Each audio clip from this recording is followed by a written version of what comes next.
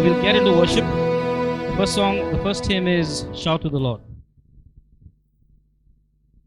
Praise the Lord. Can we all arise, please? How many of you want to praise and thank God for who He is in our life? Come on. Hallelujah.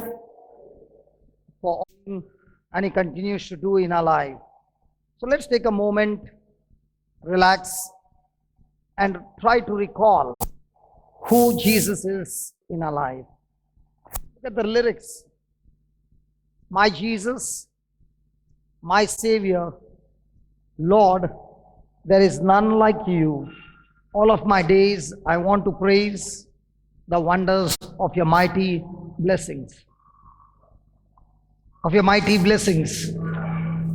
Hello, which one are we more attracted to? The blessings of God or the love of God? You know, whenever we have doubted God, it is only when we doubt His love. The mama is with a baby there. And she loves her baby. There's another baby. The dad holding on to that baby in his arms. And the same it is with God. We are His babies. And He loves us. And all that He wants us to enjoy is His love. And the problem with us is, instead of focusing on the love of God, our attitude towards God is, God, what can I get from you? Come on. Instead of that, God, I love you for who you are and what you have done through your Son Jesus for me on the cross. And I want to thank you. I want to praise you every moment of my life. And from every tissue of my body will come shouts of praise and thanksgiving. Amen. So let's mean every word that we are going to sing now. This is not going to be a song. This is going to be a prayer to Jesus, telling Him that we love Him and we want to have an intimacy relationship with Him. Amen. Come on, let's begin.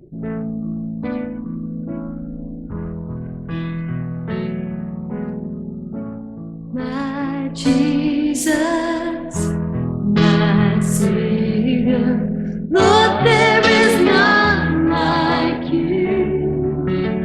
All of my days, I want to praise the wonders of your mighty love.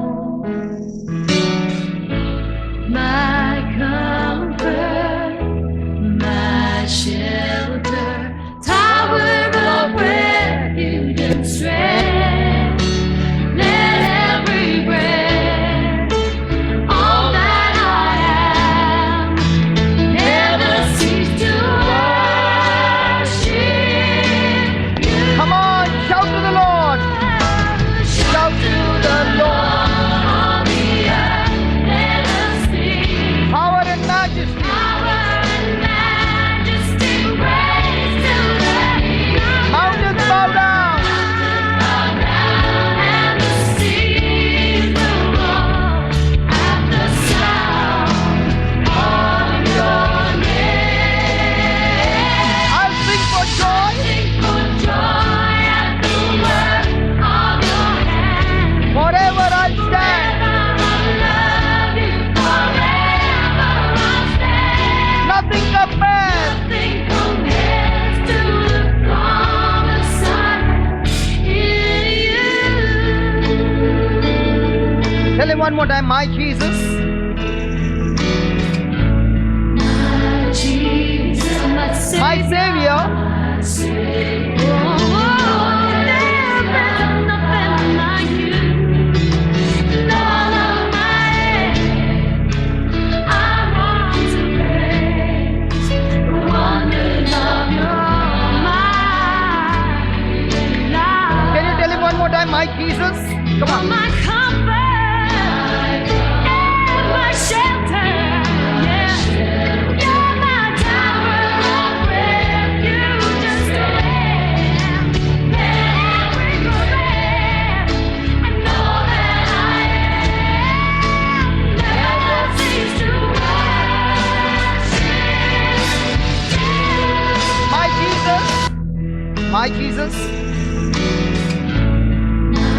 Jesus, my Savior.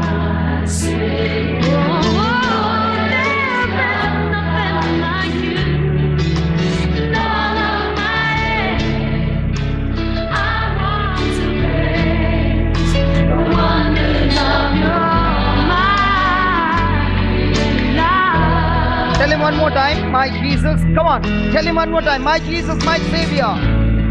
My Jesus, Savior, Savior. Nothing like you. Lord Almighty, I want to praise the wonders of your mighty love. You're my comfort and my shelter. Yeah. Tower of refuge. Let every breath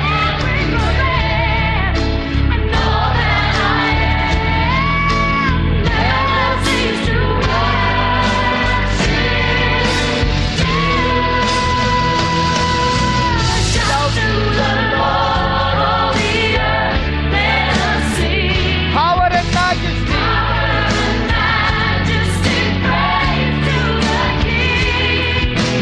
Mountains bow down and the seas will roar at the sound of your name.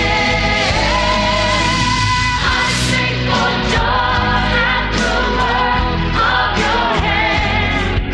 Forever I love you, forever I stand. Nothing compares. Nothing compares to the promise I have.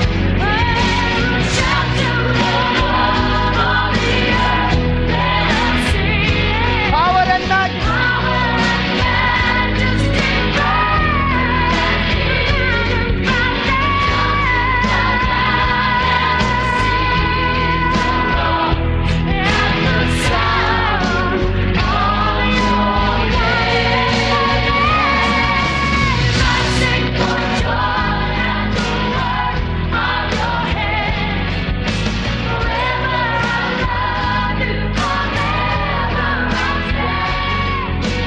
nothing compares to the promise I have. Nothing compares. I sing for joy at the work of your hand. Forever I love you, forever I stand. Nothing compares to the promise I have. Nothing compares to the promise I have. Nothing compares to the promise I have in you.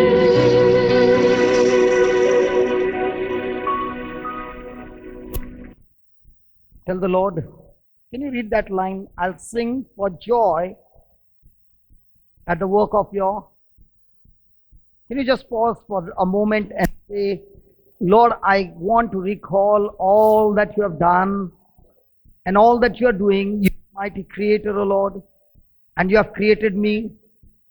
Even the very moment that I'm standing here on my feet is your abundant grace. If you had deal with me according to my sin, according to my failures, I would be not worthy to stand in your presence, Lord, for you are a holy God. But believing in your love, believing in your mercy, believing in your abundant grace, Lord, I can stand before you, for you are my Father. And this is not by my works, but the finished works of Jesus for me on the cross. So here I am singing with joy the works of Jesus for me as a substitute on that cross, that he shed his blood so that I could be set free. So Lord, here I am. Forever I love you. Can you say to the Lord, Lord, forever I love you? Especially when the pressure is on, especially when trials are on, especially when things don't go the way I want them to go. Lord, teach me to love you. And to love you means, Lord, to submit to you, to rely on you, to depend completely on you for everything. Forever I love you, and forever I will stand, for nothing compares to the promise I have in you. For nothing compares to the promise I have in you. Tell the Lord, Lord, there is nothing that compares to your promise. Your promise is a yes and a yes and a yes to me. It is not a yes and a no, but it is a yes every moment through Jesus Christ. Thank you, Lord. Thank you for that promise. And here I am, submitting myself completely to you in surrender. I know, Lord, with my own ability, my own thinking, I can never, ever be able to please you. But in total submission to you, I receive. And it is only your grace that takes me from glory to glory. So here I am in total surrender. Look at, I surrender. In total surrender. Right from the beginning. Yeah, here I am. Can you just read that, please? Here I am, down on my knees again, surrendering all, surrendering all. Then,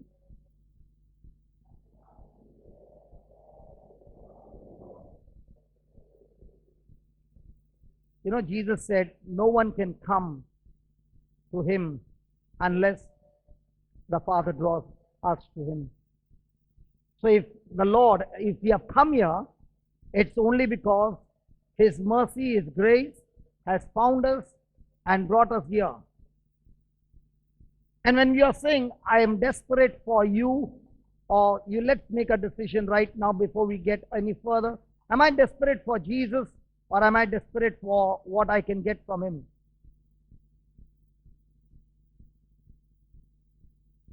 Hello?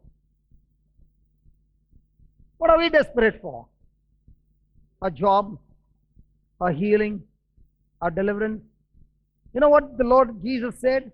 He said, when we seek him, his kingdom, his righteousness, with all our heart, everything else will be added, multiplied, and given to us. Can we give the Lord a big hand for that? Hallelujah. Hallelujah. So whom are we seeking this afternoon? So let's settle it in our mind once and for all, and let us tell the Lord. You know, we can deceive everybody, but there's one person whom we cannot deceive, because nothing is hidden from him. Even we do not know ourselves, but he knows us better. And let's tell him, Lord, please help me this afternoon, that I no longer focus on what I can get from you, but let me focus on how I can build up my relationship with you. Amen? Come on, let's go.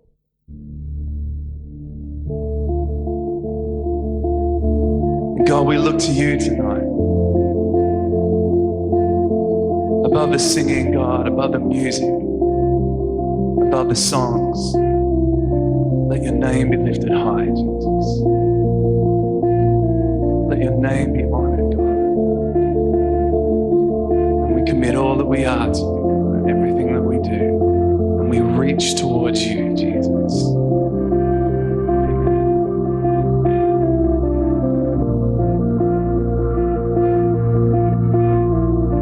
Here I am, down on my knees again, surrendering all,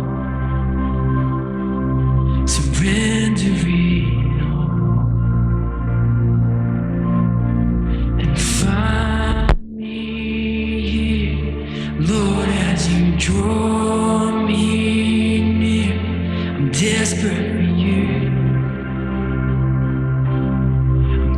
desperate for you. I surrender. Here I am, down on my knees again, surrendering all, surrendering all,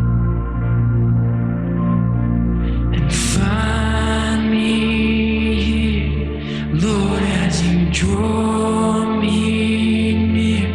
I'm desperate for you. Desperate for you. I surrender. Here I am, down on my knees again, surrendering all, Surrendering all. surrendering all, and find me here, Lord, as you draw me near. I'm desperate for you. I'm desperate for you, Lord. I'm desperate for you. I surrender.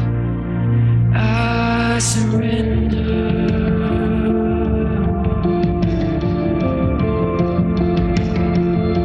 My friend, this afternoon as you have come to the Lord, tell him, Lord, here I am in total surrender to you. I've tried my own. I've tried with my own wisdom, with my own thinking. And all that has happened is just in the opposite direction. Talk to the Lord and tell him, Lord, here I am in total surrender. I don't know what to do, Lord. My situations are like mountains, oh Lord, and I don't know what to do. I'm powerless without you, Lord. But this afternoon I've come to you in your presence with my eyes fixed on Jesus. Help me, Lord, help me. Come on, talk to the Lord. As you tell him, yes, Jesus, I need your help, Lord. Without you, I can do nothing. Tell him one more time, here I am.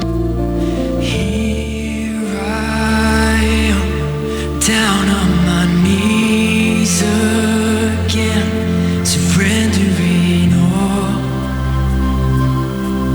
surrendering all, and find me here, Lord, as you draw me near. I'm desperate for you. Desperate for you. I'm desperate for you. I surrender.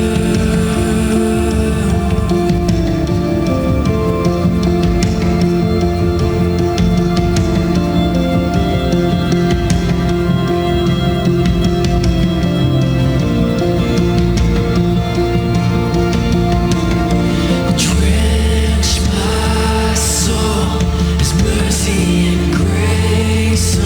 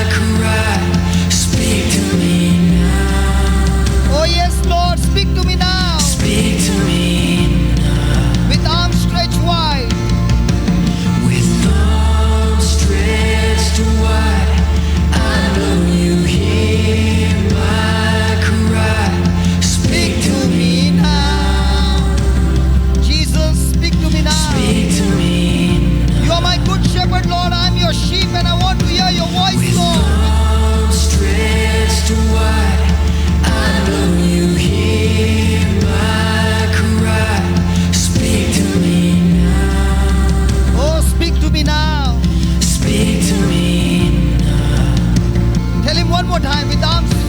With arms stretched wide, I know you hear my cry. Speak to me now. Speak to me now. Speak to me now. I surrender. I surrender. I wanna know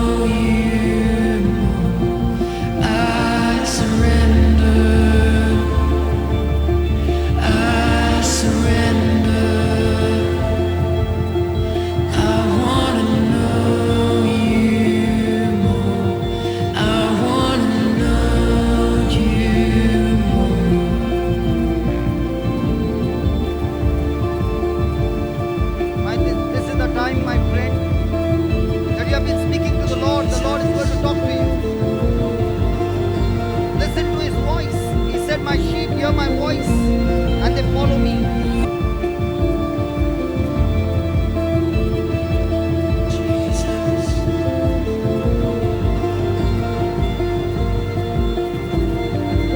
Pour out your heart to the Lord and tell Him, Lord, I want to depend only on you. I want to rely only on you. I want to be aware that you are always with me, Lord. I'm desperate for you. I'm desperate for that encounter with you. I'm desperate for that experience with you. I'm desperate to know your word, O Lord. The truth that sets me free, Lord. I'm desperate. I want to know you, Jesus. I want to know you personally, Lord. I want that relationship with you, Jesus. I want to know you. I want to know you.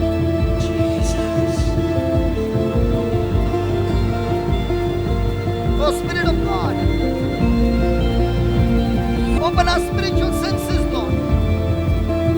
Open our mind that we understand the Holy Scriptures, Lord. Bless us with understanding. Bless us with wisdom. Bless us with your knowledge. You are the counselor, Lord. Give me that strength, O Lord, that I will not turn my back to the situations and circumstances that I'm facing, Lord. But I'll face it with your abundant grace.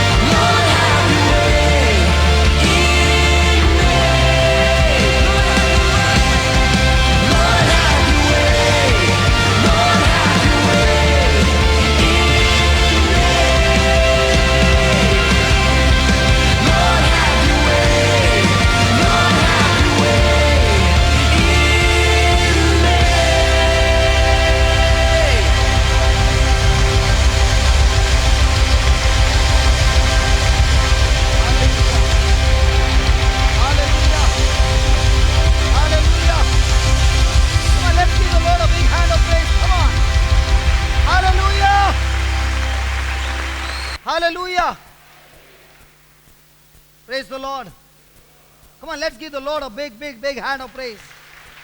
Come on, come on. Hallelujah. Hallelujah. Praise the Lord. Oh, Father, we thank you as we surrender our lives to you completely, Lord. We ask you to speak to each one of us your word. Because you said, when my word abides in you, you shall know the truth, and the truth will set you free. So we, your sheep, have gathered here this afternoon. Lord, you are the shepherd. Feed us, your sheep, with your food that brings eternal life. Bless us with enlightenment and revelation, that when we understand the truth,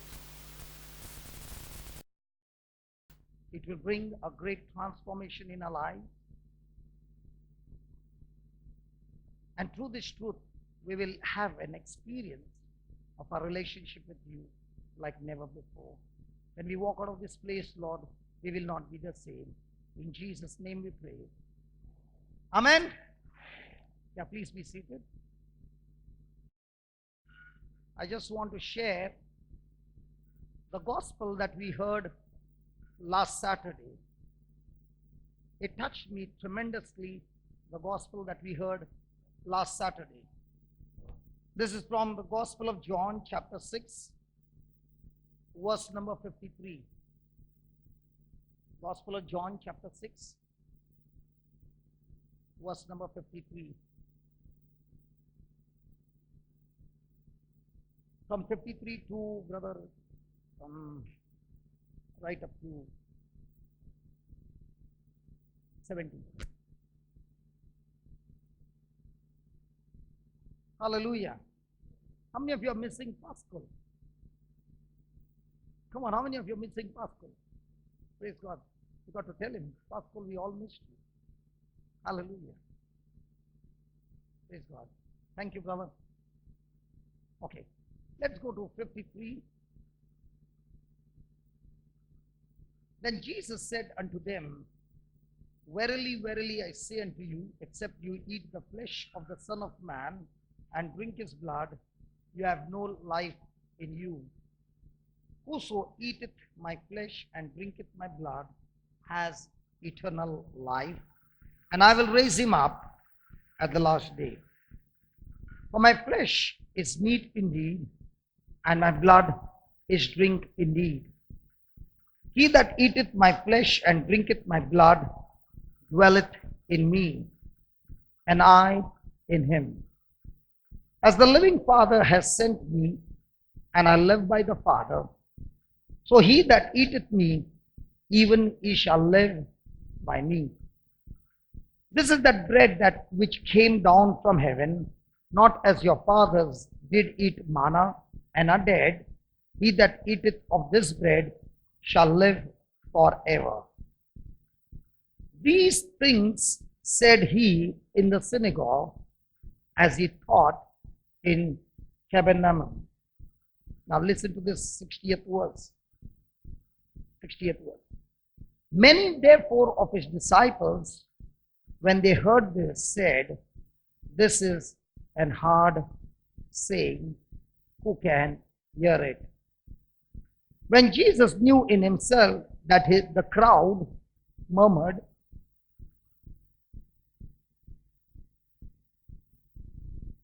Hey. Please keep your eyes fixed over there. When Jesus knew in himself that the crowd murmured at it. So do disciples also murmur? Do disciples also grumble? Do disciples also complain? So here is Jesus, seeing that the disciples murmured at it, he said unto them, Does this offend you? And what if you shall see the Son of Man ascend up where he was before? It is the Spirit that quickeneth, that gives life. The flesh profiteth nothing. The words that I speak unto you, they are spirit and they are life. But there are some of you that believe not. For Jesus knew from the beginning who they were that believed not, and who should betray him. And he said, Therefore said I unto you, that no man can come unto me, except it were given unto me by my Father. From that time, can everybody read that please? From that time, many of the people, hey, come on, many of the disciples went back and walked. You know what surprised me is that in this chapter, Jesus is multiplying the loaves and the fish, and he has fed 5,000 men. God only knows how many women, because every time if you look at the ratio, the women are much more than men, and so many children. There are thousands of them, and they have seen those miracles, and they are so excited with those miracles that they want to take Jesus by force and make him a king. And Jesus leaves that place, and at the next opportunity, he preaches to them the truth. When you look at this passage, you come to a conclusion that Jesus is not interested in enlargement, he is interested in ensmallment. Which one excites us? When the crowd is more or when the crowd is less? Hey, come on. But when you look at Jesus, he's not interested in a big crowd, he's interested in a small crowd. And when he opened his mouth and said, Unless you eat my body and drink my blood, you have no place in me. When those disciples heard it, it was extremely wrong, according to the law, even to drink the blood of the sacrificial lamb or an animal. And here is Jesus saying that unless you drink my blood and you eat my body, you cannot be my disciple. And when they heard this, the Bible says thousands of them, in other words, all the disciples, forget about the crowd, all the disciples left him and they walked with him no more. Praise God. And look at that, what Jesus did. 67. Then said Jesus unto the 12, Will you also go away? Come on, he has spent 3.5 years with the crowd, with the disciples, and now they have come to Jesus. They have seen great experience, even the dead being raised. And now he's asking the 12 apostles, Are you also going away? Praise God. Then Simon Peter answered him, Lord, to whom shall we go? You have words of eternal life. What is eternal life? Has anybody ever heard that? Eternal life or everlasting life means what? Living for? That's not eternal life or everlasting life. Because the person who is in hell also lives forever. But he lives there tormented. Everlasting life or eternal life means a life in intimate relationship with God where you and the Lord is one. Praise God. And St. Peter says, Lord, where can we go? To whom shall we go? You have what? Words of eternal life. And we believe and are sure that you are Christ, the Son of the living God. You know, today the Lord wants to share with us before we listen to God's word that we all come for a service like this to get a great experience. Experience in the praise, worship, thanksgiving, a great experience of healings, miracles, signs and wonders. But there is something that Jesus is saying, it's good to have an experience, but it is very good to have an expectation. And that's what Jesus has, an expectation. He showed them the glory. He gave them the healing. He gave them the blessings. He gave everything. And then when he spoke the truth, People found it too hard to follow the truth, and they walked away. Out of the 12, 11 were genuine, one was a fake, and he also walked away. What Jesus is saying is, if you have come with an expectation to experience something from me, praise God, I will give you that experience. But then I have also come with some expectation. Will you follow me all the days of your life? Are you willing to commit yourself totally and completely? And that's what we find of the whole crowd. Thousands, 11 made the choice to remain with him forever. This afternoon, before we listen to God's word, each one of us have to make a decision. That same Jesus is asking you, when you hear the word and the truth, are you also going to say, it's too hard to follow this and walk away? Or, like the disciples, the apostles say, Lord, whom can we go to? For you have the words of eternal life. So this afternoon, we have come with an expectation to receive from God. And Jesus is here also in our midst. And his expectation is, how much am I willing to commit myself totally and completely to him, where I lay down my desires, my dreams, and make his word my life and my destination. So is Jesus interested in numbers? He's not interested in numbers. He's interested in commitment. Praise God. Hallelujah. Let me just close our eyes and ask the Lord and give an answer to him before we listen to God's word. Why have I come here? Have I come to receive from Jesus something? Or have I come to Jesus saying, Lord, I want to commit myself totally and completely to you. I'm broken. I've tried my best. I've tried it all. And I've failed and failed. I've been moving in a wrong direction. I can't take it anymore. But this afternoon, I've come to you to commit myself totally and completely, to give my best to you.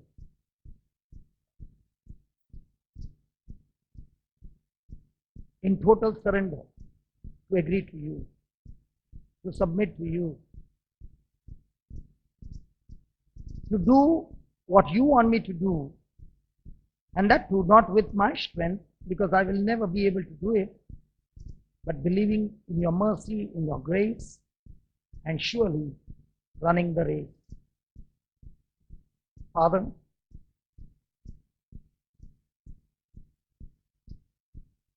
thank you for the words of Jesus, what he spoke 2000 and plus years to the crowd, the disciples, and the apostles. And even though Simon Peter said, Lord, you have the words of wisdom, of eternal life, where can we go? Even though he said that you are the Messiah, you are the Son of God, yet Peter was the one who denied you 3 times. He was the one who made a decision to walk out of the kingdom and go back to his old business of fishing. But Lord, your mercy, your grace, not only forgave him, but found him, captivated him, captured him, and your love brought him back into the kingdom. And even though he denied you, Jesus, on the day of Pentecost, you called him, you chose him, you anointed him, and he was the first one to stand boldly and proclaim your word that touched 3,000 souls that were transferred from the kingdom of darkness into the kingdom of light. It was a commitment. Lord, we will surely fail. We know that. But even in our failures, Lord, looking at the example of the apostles, you never abandoned them. In fact, your love came chasing them. Your love came in search of them. And your love compelled them to commit themselves to you. And that commitment brought not only a transformation in the apostles, but it affected this world. And what you started in their life is still continuing, and it will still continue. Lord, the leaven made an impact in this world that even now it is effective. In the same way, you want to speak to each one of us that our commitment to you is such a blessing in the kingdom beyond our imagination. We are never alone, Lord. You are with us. And you, Almighty Lord, are taking care of us, feeding us with your word and leading us your way. We thank you, we praise you in the glorious name of Jesus. Amen. How many of you made that commitment? Come on, let me see your hand. Come on, how many of you made that commitment? Praise God. Can we give the Lord a big hand for that? Hallelujah. Hallelujah. So listen, because you made a commitment does not mean you're going to be perfect. None of us are going to be perfect. But the commitment is that, Lord, even when we fail and we fall, your grace will lift us up again and make us walk in your path so that we will always be a blessing to the kingdom of God. Hallelujah. Hallelujah. So let's go to Hebrews chapter 4 verse 1. Hebrews chapter 4 verse 1. Are we ready? Let us therefore fear. Let us therefore fear. Now, he is giving us an example in the previous chapter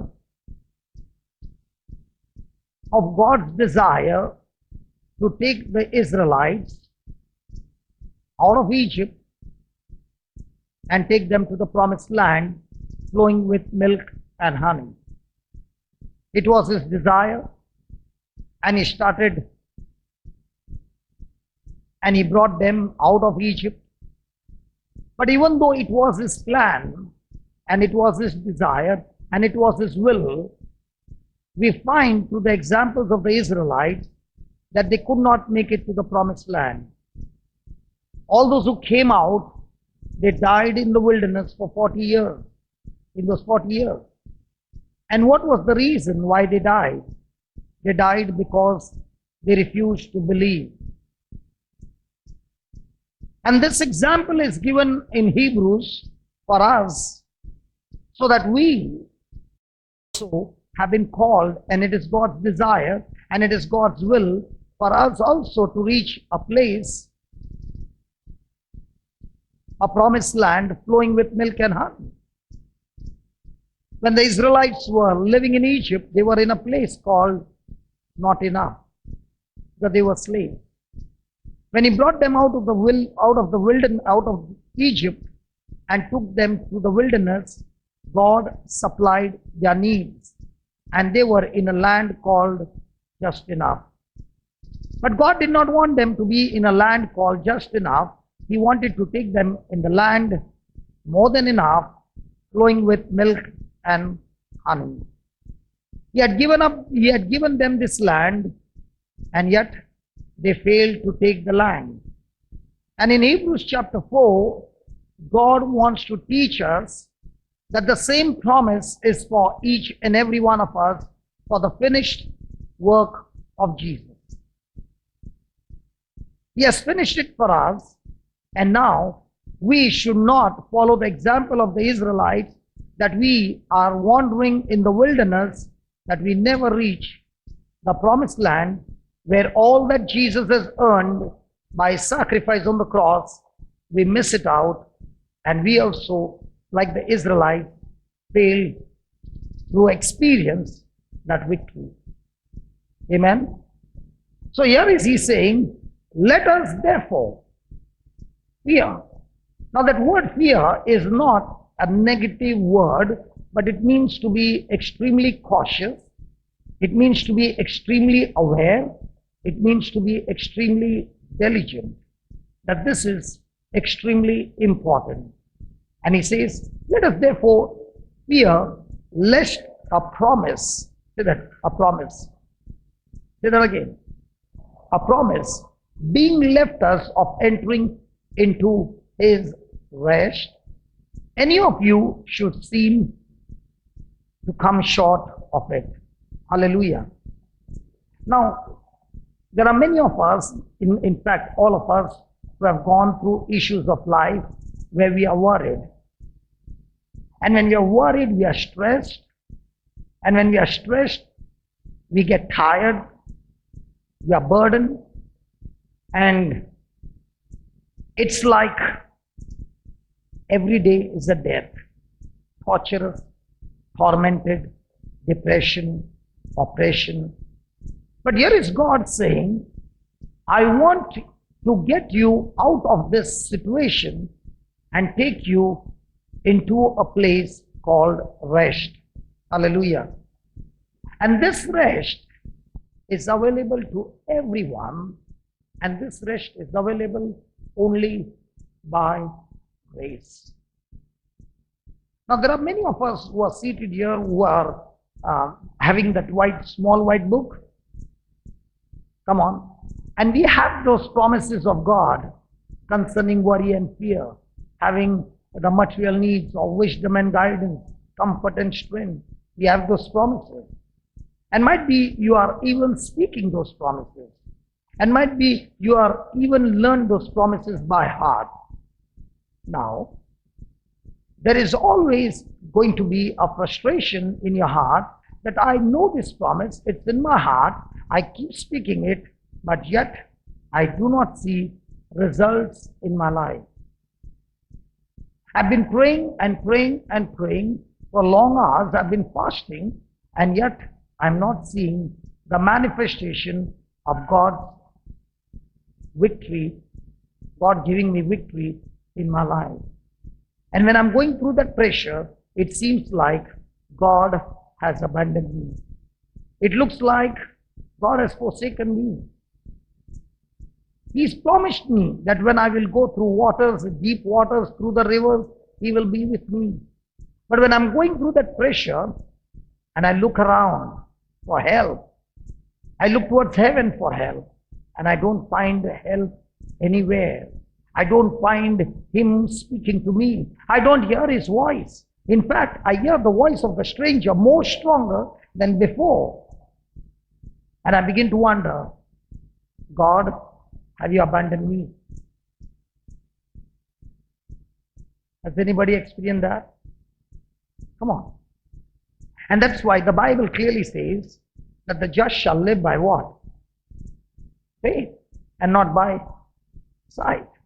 So when you're going through deep waters and you're looking around and you don't find Him anywhere, we begin to jump to a conclusion, has God abandoned me? He says, listen, I have told you, I will never leave you, never forsake you. I am with you. I will never abandon you, but you will only know me through your faith.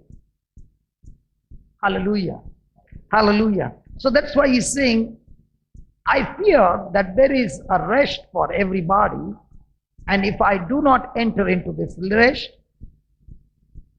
I will lose all that God has promised me. Praise the Lord. Hallelujah. Now, what is this rest? Is it rest that I stop doing everything and I sit with the promise of God at home doing nothing? Is that the rest He's talking about? Or is He talking about rest in believing what Jesus has finished for me on the cross? When a person believes in what Jesus has finished for him on the cross, before the manifestation can take place, the person has to experience rest in his mind. Praise God. Has anybody in Dubai ever received a demand draft from the bank? Do they give demand draft here? Only check. I don't know. In India, we get demand draft. Banker's check. Anybody has ever received banker's check? Anybody working in a bank? Now nobody wants to live there. Come on, do you get a banker's check? In India we get. Do you get here? Okay. Now when a banker has given you a check, I'm not talking about any person, but a banker has given you a check. Is the bank promising you that when you present it, the amount that is given there will be given to you?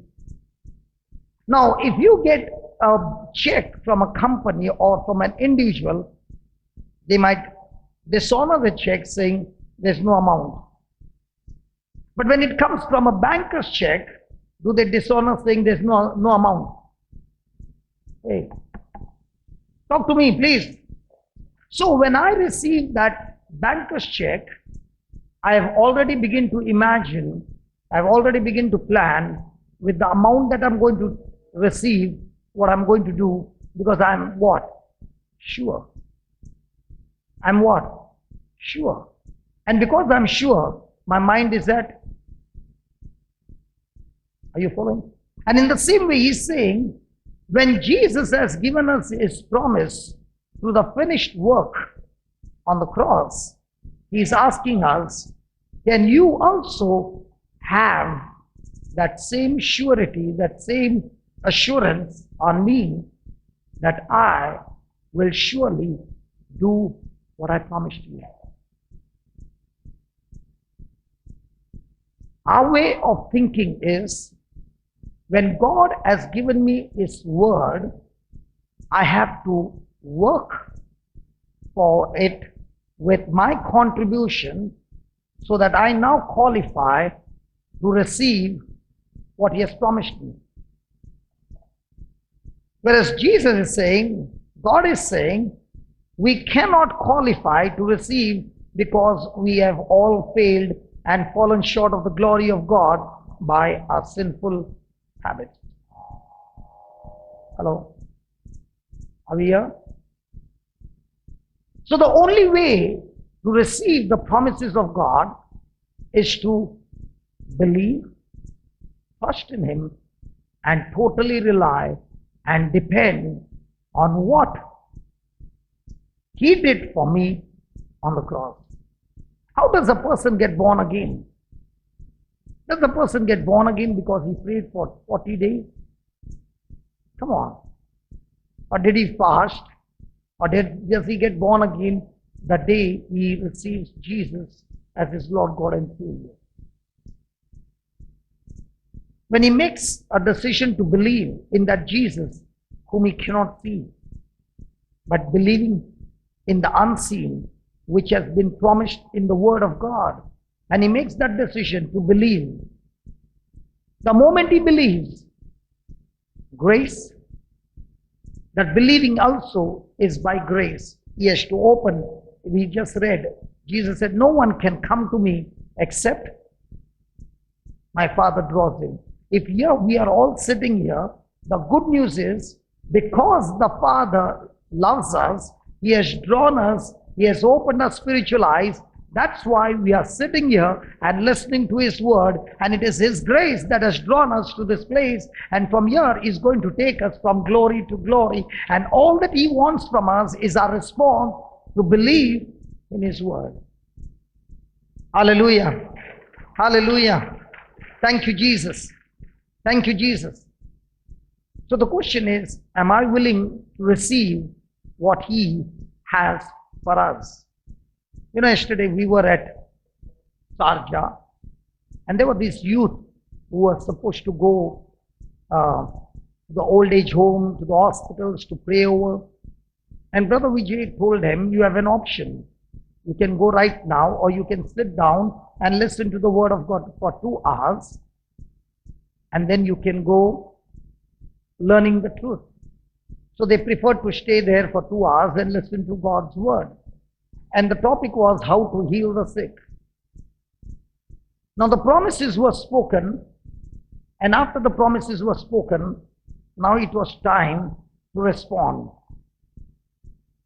And when I asked the people to stand, those who were sick, all they had to do is believe in that finished work of Jesus. The people who prayed over these people who were standing, many must have never prayed in their life. And there was one girl, and I told her, why don't you touch your hand on this lady? And this young girl, she touched her hand on the lady, and the lady began to shiver and she fell down. And when she got up, she was completely healed. I asked this girl, did you ever know that your hands are anointed? And she said, no. Did you feel the power? She said, no. But did the power flow? She said, yes. Is there any Christian here, any Christian who has two hands? You can laugh, my dear, but because you have not entered into his rest, you don't see the manifestation. What is the manifestation? Jesus said, those who believe in me. He never said, those who pray. You can be praying for 10 hours and still not believe. And the other person can pray for 2 minutes and believe. And Jesus said, those who believe in my name, these signs shall follow them. Come on, he said, those who believe in him, when they lay hands on the sick, they shall recover. Come on, is this promise only to the preacher? Is this promise only to the priest? Is this promise only to the nuns or the religious? Not at all. This promise is for everyone who believes. Now, is this promise because I'm good? Because I'm holy? Or is this promise because Jesus has finished it on the cross and I receive it by faith on what he has finished, and that's why that believing brings rest in my mind. Just like I'm sure about the banker's check, it will be honored when I present it. In the same way, I'm sure that what Jesus has promised me, I'm at rest. And I'm in so much of rest that I'm already imagining those things that he has spoken are actually manifesting in my life before it actually happens.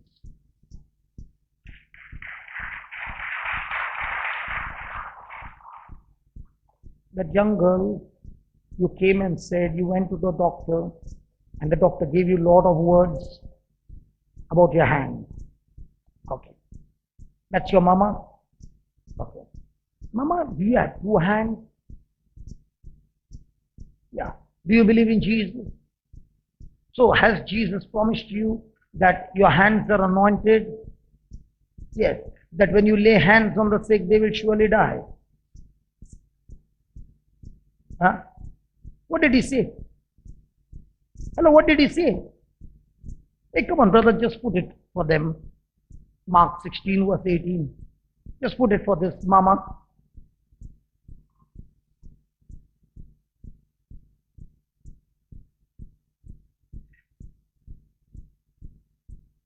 Yeah, they shall take up serpents, and if they drink any deadly thing, it shall not hurt them. They shall lay hands on the sick, and they shall surely die.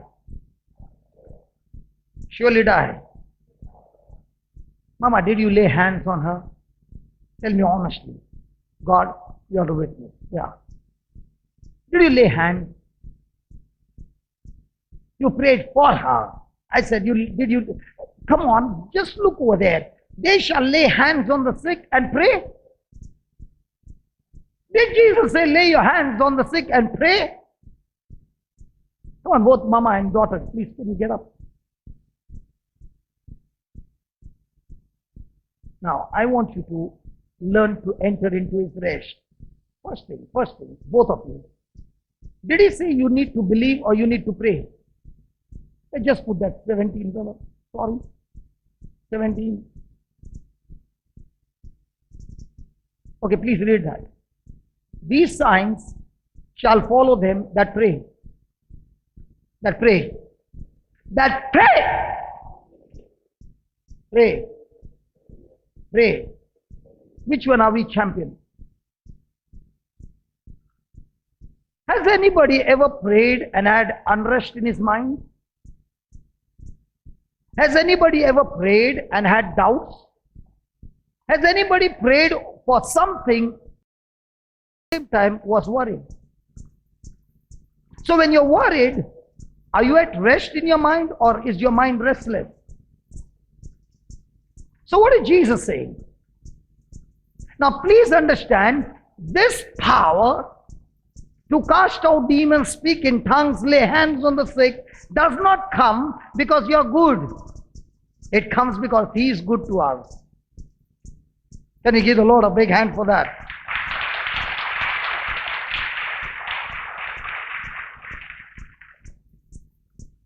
So nobody in Christian life can ever boast that this is what I did. Listen, you never did it. He did it for you on the cross. You received it only as a gift. Praise God. Do you believe that? Okay, both of you believe that? Sure? Okay. In my name they shall cast out devils. They shall speak with new tongues. Then, brother.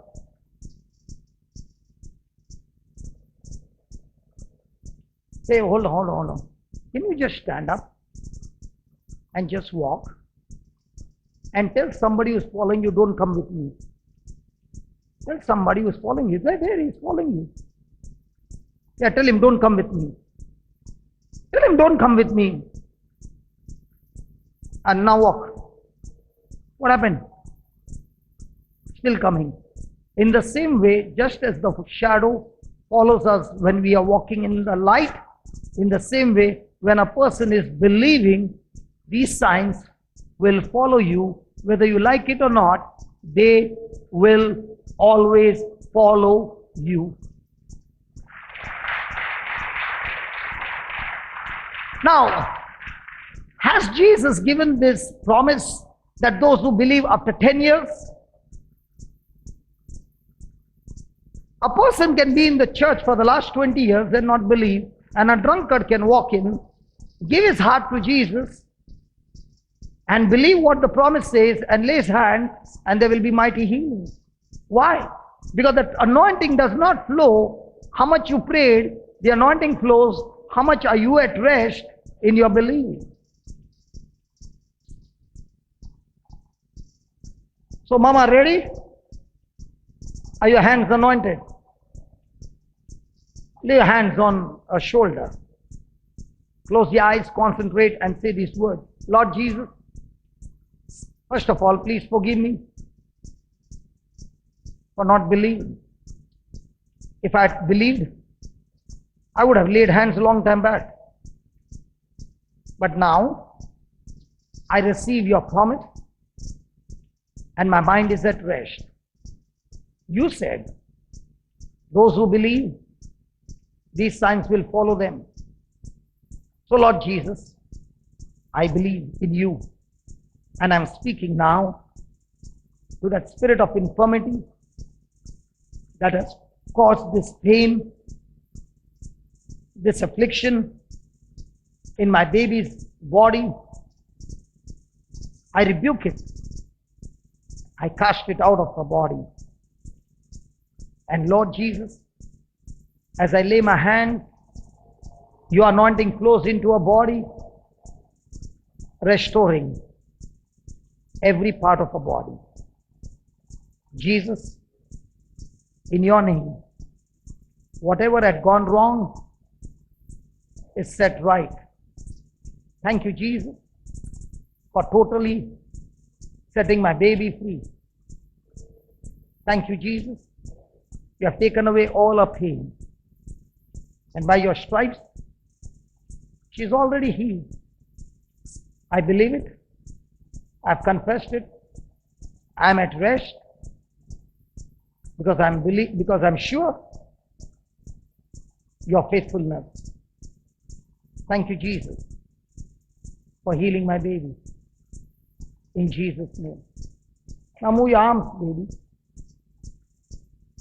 What do you find? Come on, move it.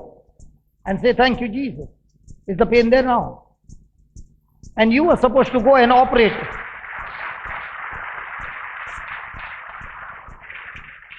I told her I will call her and I will pray. And the Lord said, why you need to pray? The mama can pray. Are there any mamas here?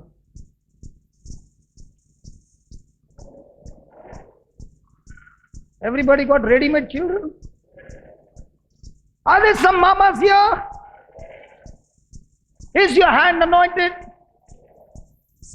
So instead of laying hands and getting your mind at rest, are you going to keep on getting sorrowful with what the doctor said? What did the doctor say? You got a heart problem, and what else? Physiotherapy, what else? These are two things. And mom fixed the physiotherapy and the heart.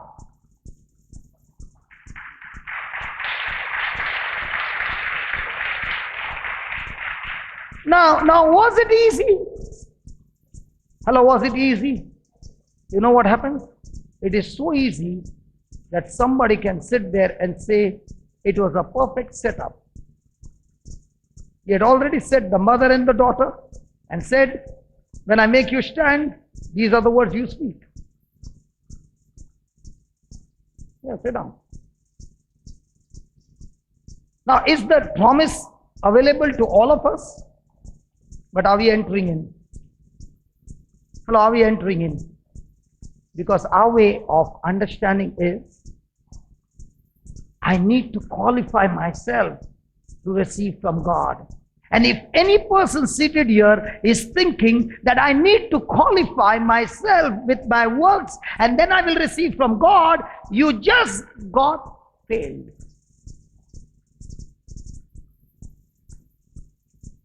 We don't receive from God because of our works. We receive from God everything because of our belief.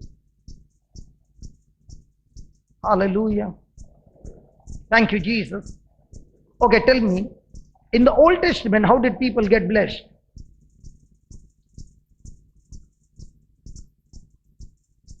Hey, in the Old Testament, how did people get blessed? Okay, put Deuteronomy 28.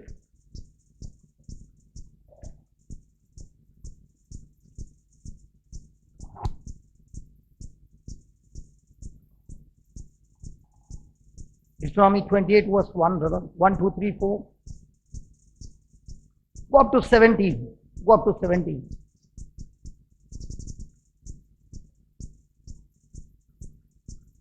Are you ready?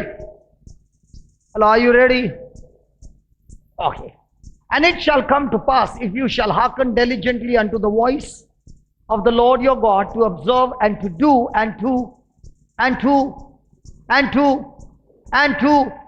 do all his commandments which I command you this day, that the Lord your God will set you on high above all nations of the earth. Verse 2, and all these blessings shall come on you. When will these blessings come on you? Hey, when will these blessings come on you? When you will do. When you obey the law, it is your self-effort, then the blessings will come on you. Go to the 15th verse. The 15th verse. 15.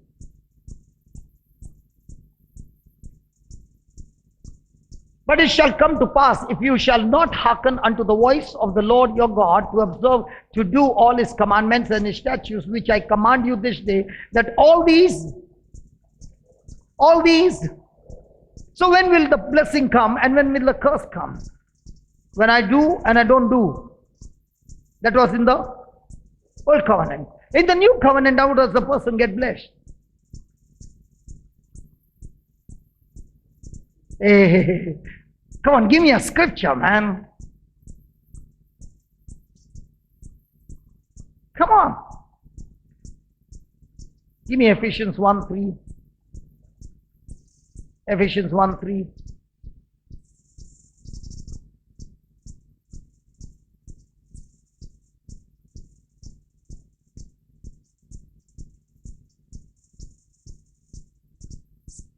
Come on, read it, please.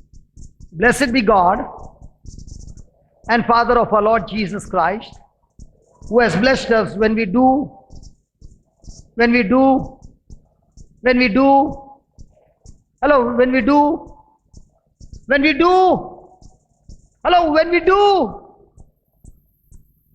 In the new covenant, we don't get blessed because we do. In the new covenant, we get blessed in Christ Jesus. And we get blessed with not some spiritual blessings, all spiritual blessings in Christ Jesus.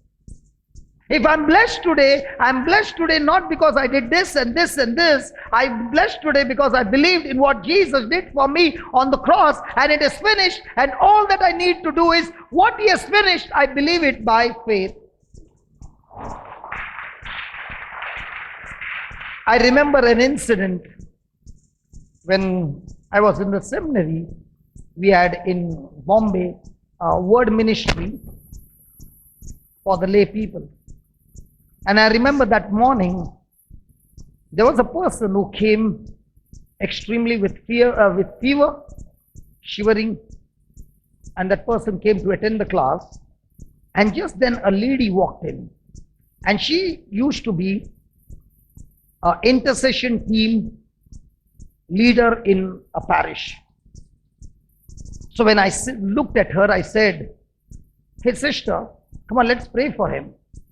He has got fever. Let's rebuke it." And she turned around and she said, "I can't pray." And I was so surprised, and I said, "Why you can't pray?" She said, "I've not done my personal prayer of 1 hour today." What did she say? "I've not done my personal prayer of 1 hour today." So what is her meaning? Her meaning is, what Jesus did for me on the cross is not enough. And that's why I need to go on my knees for 1 hour. And when I go on my knees for 1 hour, now I'm qualified to receive from God. That's absolutely wrong. In other words, Jesus' sacrifice is not enough for me. So I have to contribute my suffering to get what God has promised. And then she said these words. I was so surprised. And she went up in the chapel for 1 hour. By the time she came back, she said, "Let's pray." I said, "That person is already healed." Now, how did she receive the power to heal her daughter? So how are you going to receive the promises of God? So what is more important? That when I have a relationship with God, I have the promise of God, I need to activate my believing. And when a person is believing, his mind is at rest, that it is done. I'm sure about it. When a person is worried or a person has got fear, it is called as a contaminated faith. And that's why look at verse number 2. Hebrews chapter 4, verse 2. Look at that. For unto us was the gospel preached. Unto us was the gospel. Say that, gospel. Say that again, gospel. Hey, say that, gospel. Say that loudly. What's the meaning of the word gospel? What's the meaning of the word gospel? Gospel means a good news. It is such a good news that it is very difficult to believe it is true.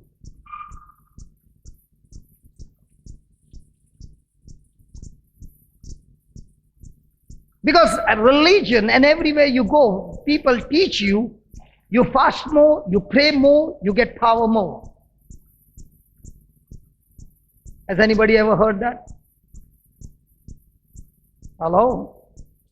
I used to believe when I fast more, I'll get power more. Anybody like me? Liar. Hallelujah. Thank you, Jesus. You don't get more power by more prayer. You get more power by believing. And why is it called the gospel? It's called the gospel because when you hear the news, you find it so difficult to believe it can be true. For example, yesterday I met a lady and she said, I'm tormented because my baby of 1 year had died 43 years back. And somebody said to her, your problem is that your baby is in trouble. For last how many years? 43 years. And her soul is at unrest. And when the mama hears that a baby is in trouble and the soul is at unrest, what happens to the mama? What do you think? How many sins the 1-year-old baby must have committed? Hey, are you there? And I looked at her and I said, listen, mama, if your baby of 1 year committed so much of sin, I want to tell you, I used to be a PhD in sin. And when I was that, and when I went for the first retreat, and I confessed my sin, and all that the priest said, go in peace, everything cancelled. I said, you mean to say delete or shift delete? God says, shift delete, I remember it no more. But we people always recall and point to each other the past sins.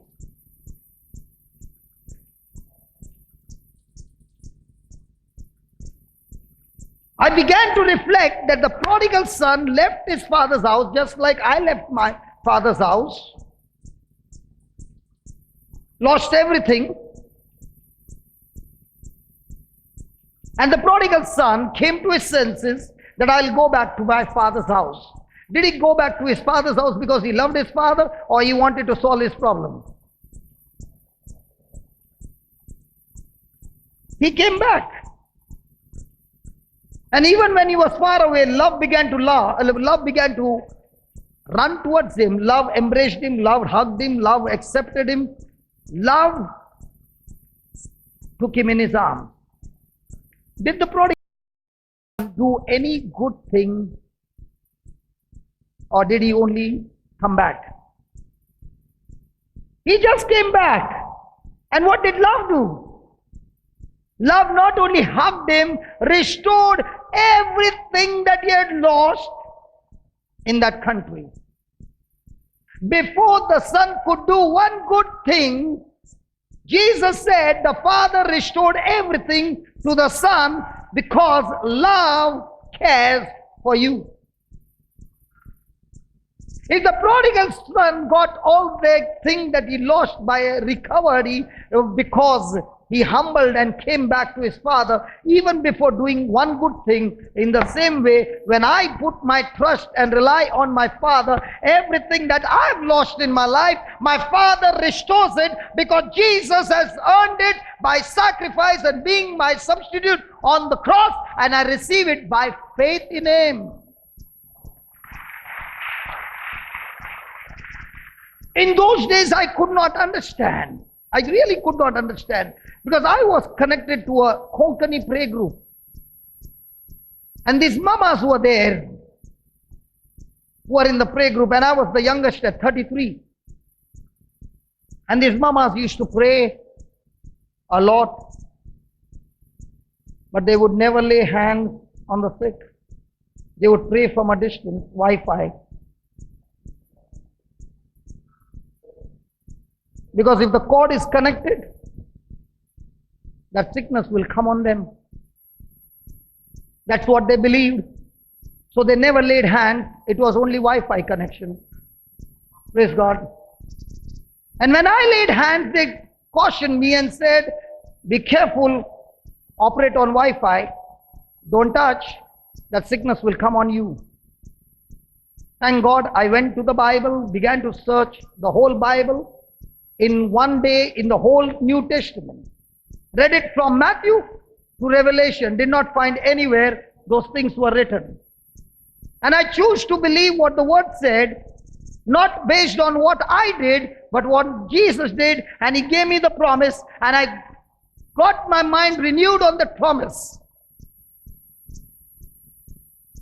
I saw with my eyes that they used to pray for long hours and a headache would not leave. And I would stand and speak just 2 scriptures and the person would get healed. Isn't that frustration? This man has lived a life so very sinful. I've lived my life so very good. I've lived my life in the church for the last 20 years and I come to church every day. And this person who has never wanted to come to church, and now he comes along and makes a prayer for 2 minutes and the Lord answers his prayer. Why the difference? Because I did not believe in what I did. I believed in what Jesus did for me, and what he did for me is a simple gift from him, and I took that gift, opened the wrapper and began to enjoy the gift. See, if somebody gives you a gift and you take it and put it in a shelf, you're never enjoying the gift. But when you take it, open it and begin to use it, that gift is useful, right? Has God given all of us spiritual blessings? Are we opening that blessing by believing? Come on.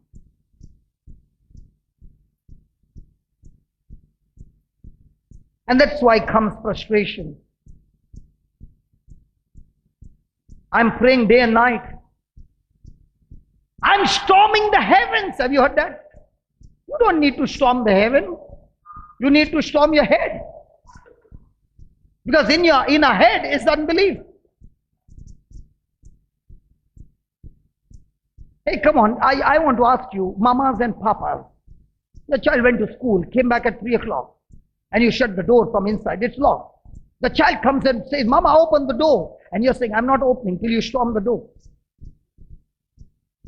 And when the baby starts crying, screaming and shaking and kicking the door, now the mama says, oh my God, the door is going to break. Let me open the door. Come on. We don't storm heaven. We believe in the promises of God, and there is rest in our mind. That rest brings forth manifestation of God's glory in our life.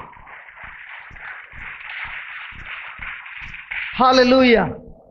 This time something beautiful happened in Goa. We were having a retreat, and in Kalangut, behind our center, there's a field. And I don't know, some people love us very much. They love us so much that only on the retreat day, either the cable, somebody will go and cut. But this time something strange happened. Somebody would put fire in the field and the whole hall would be filled with smoke. The first day when it happened, the fire was close to a boundary, and thank God for the pipe and the pump. We were the fire brigade, switched off the fire. Praise God, the smoke was gone. The second day, same time, they put not one fire, but they put it in such a way that the water won't reach there. And now the room became smoky. And when this was happening, they came and said, our water can't reach there. And I said, God, the water can't reach there. And he said, I was just dictating the notes. And all of a sudden he stopped me and said, why don't you talk to the wind? Change the direction. So I said, okay, Lord, can you please change the direction of this wind in the name of Jesus? And we finished our we were just writing down notes. And a breeze came from the opposite side and took away all that smoke, and now the smoke was going back to their houses. And it not only brought the smoke, it took the smoke on the opposite direction. When the retreat was over and everybody went home, it also brought rain over there. And I said, wow, this is good. This is good. Hallelujah. Thank you, Jesus. Relying on his promises. And that's what verse 2 says. For unto us was the gospel preached as well unto them. But the word preach did not profit them. That means this word that is preached should bring profit. And it will only bring profit in those people's life who are willing to mix their faith. So how many of you believe that because you came, there's going to be profit in your life? He said not because you came, but because you're willing to mix your faith.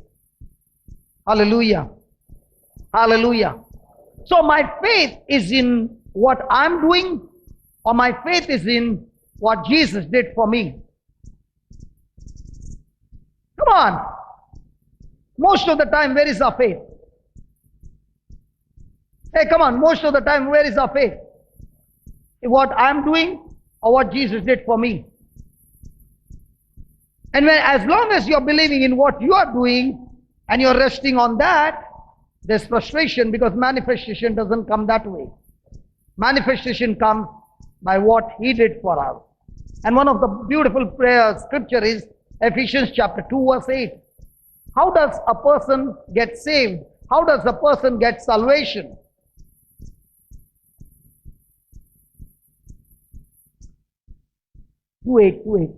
Ephesians 2:8.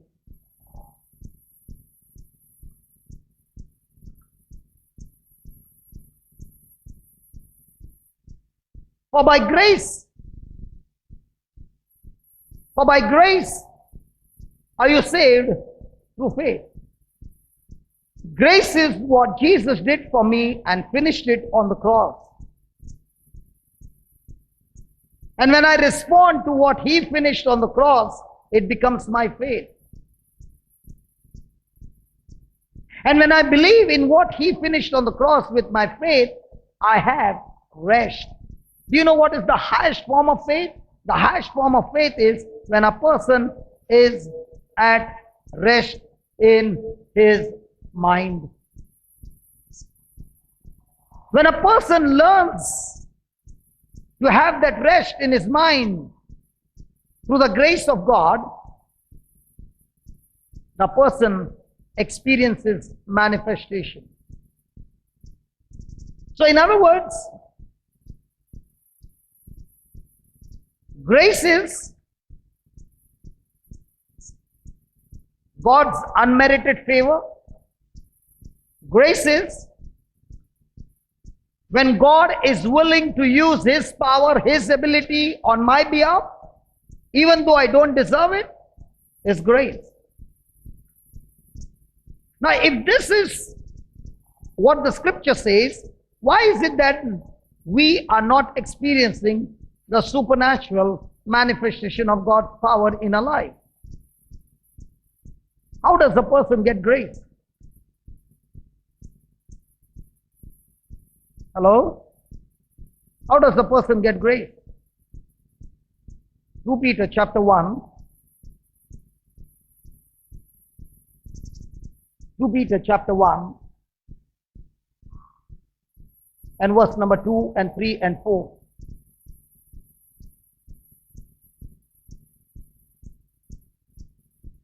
Please read that.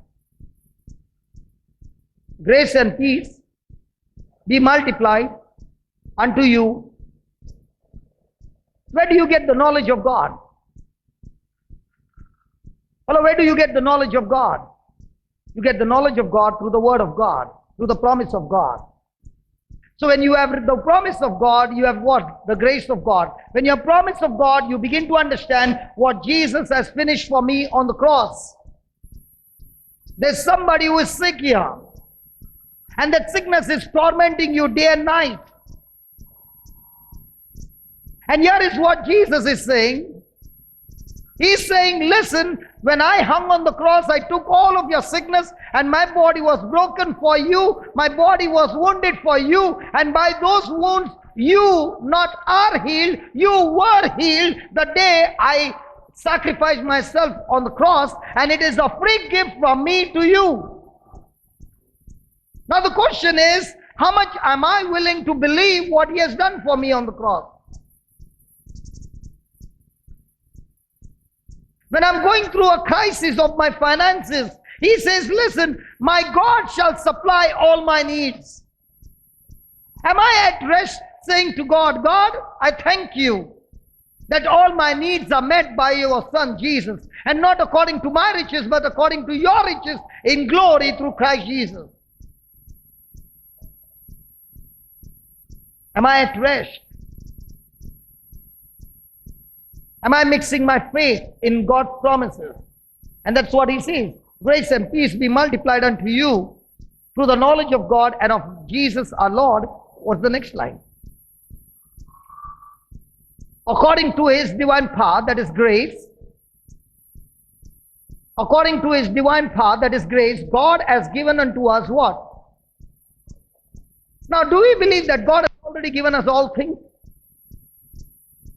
Or do we believe in the things that we do not have? Hey, please, talk to me. Hallelujah. The challenge is, are we willing to believe what he says? Or are we willing to believe what our circumstances say?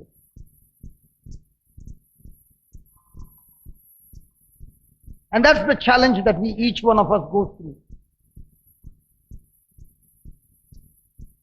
If we believe that scripture, then he's saying, if I've made a choice to live in the kingdom of God and committed myself to the Lord, then he is promising me that everything that I need to fulfill the purpose and the plan and the destiny that God has for me, he has put it into my account, everything that I will ever need.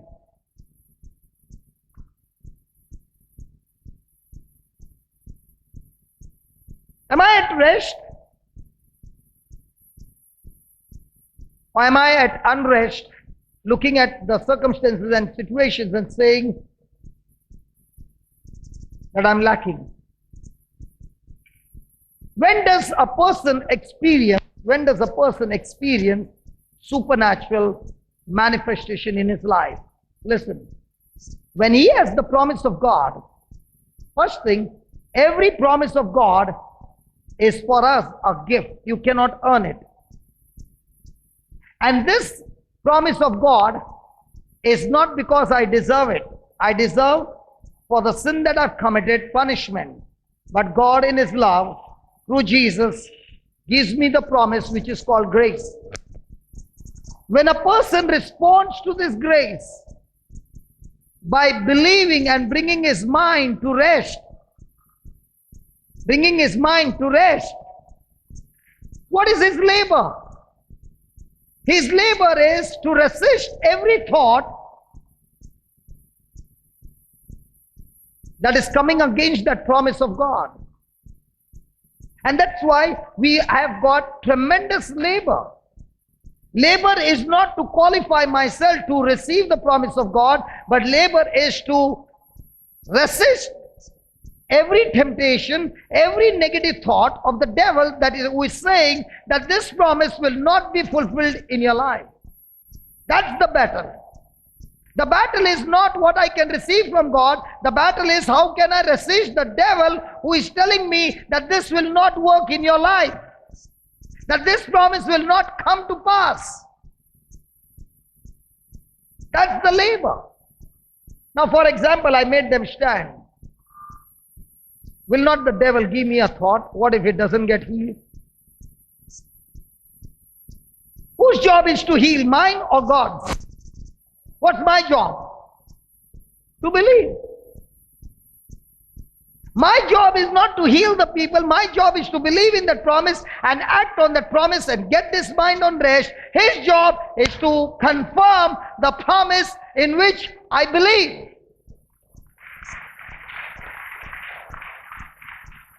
Yesterday we had a session after the preaching, how to heal the sick, and we had call your friend. You ever that 50-50? Kaun banega karodpati? And then you can call your friend. And there were people who were calling, and there were 3 people who had a paralytic stroke. One was for 15 years on the phone. How many of you were there yesterday? I got witnesses, thank God. I'm not telling you a lie. There was one lady who had for 15 years on the bed, and on the phone, when we spoke the word, she got out of her bed and started walking. And there was another one, she had a rash all over her skin, and we said we will believe for the rash to disappear and a new skin to come. When you close your eyes and you open your eyes, the Lord will do it. And praise God, when she opened her eyes, she said, I can't see any rash. Now, you mean to say it's because I'm powerful? Oh no, I'm not powerful. My God is powerful. My God is powerful. Hallelujah. It is a battle that we go through our mind because our reasoning, our intelligence, and all that thoughts are saying it won't function, it won't happen. And that's what we got to learn to believe. You know, I was so excited about 15 days back when somebody said there was a person who came to Bombay. His name is Andy Pig. And he came to Bombay and he was given a chance to preach in Bombay, and people got out of their wheelchairs. And praise God, we got in touch with him and we asked him, can you come to the center and teach us for 7 days?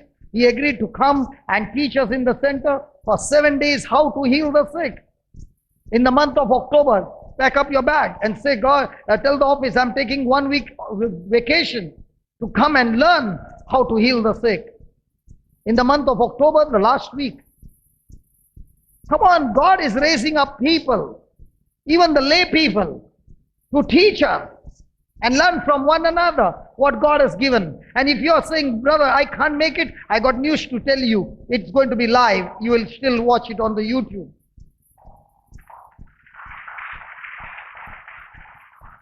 Hallelujah.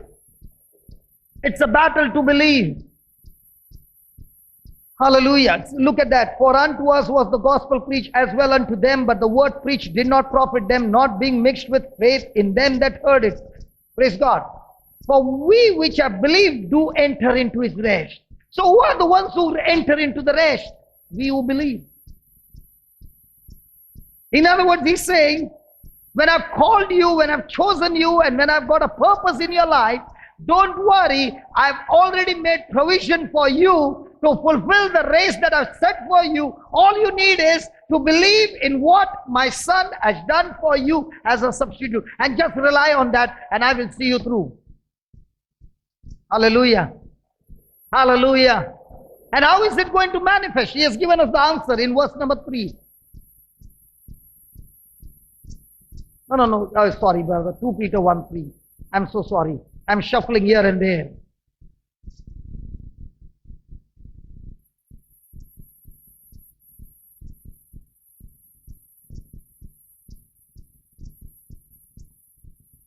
Come on, read it, please. According as his divine power has given us, is he saying will give us? Is he saying will give us? How many times are you saying to your mind to shut up and say, hey, listen, God has already promised me, He has already given me everything that I need in this life that pertains to life and godliness. He has already given it to me. He has already given it to me. He's already given it to me. He's already given it. He has already given it to me. And if He has already given it to me, He makes a responsibility to pay my bills. He takes the responsibility to provide me all my provisions. So what's my job? My job is to labor day and night to bring this mind to rest. If my mind is not at rest, I've failed to believe, and now those things that are in my account, they never manifest in my life. Imagine for a person who has got riches in his account and never knows how to withdraw it from the account. Hallelujah. Am I giving you a good news or a bad news? But you look already depressed. Surprised. Okay, praise God. Hallelujah. Verse number 4. Whereby are given unto us exceeding great and precious. Many a times people will say, I believe, I have faith, I have faith. Okay, you have faith. What gave you faith? A positive thinking, brother. Have you ever heard positive thinking? Hey. Have you ever heard positive thinking? Okay, let's take for example. By error, you took a flight from India and they did not check your documents right. Okay, and you reached Dubai airport. And you know your visa is already expired. The person there made an error. Now you're standing in that immigration line, positive thinking. I'm going through, I'm going through, I'm going through, I'm going through. And now you present that passport and you're saying, I'm going through, I'm going through. He's saying, no, you're not going through. Will that positive thinking work for you?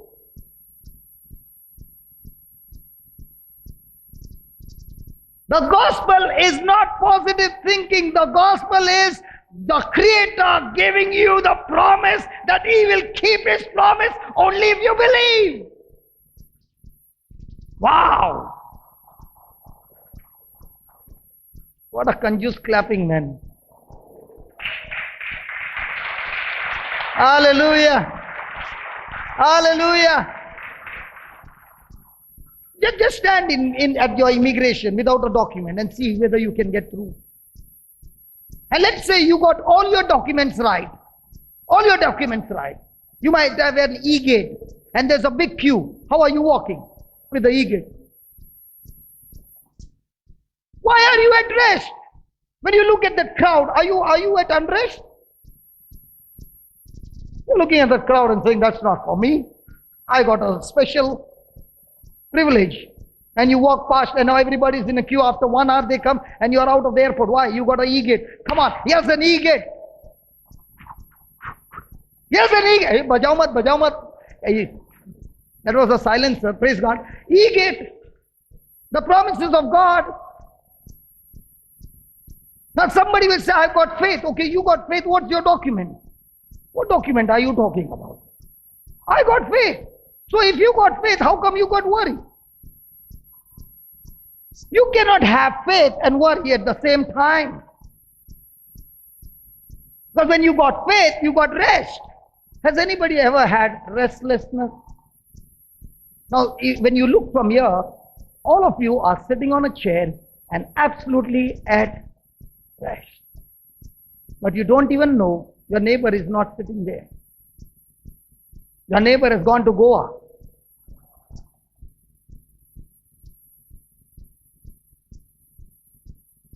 Hallelujah. There was a person who was daydreaming like this.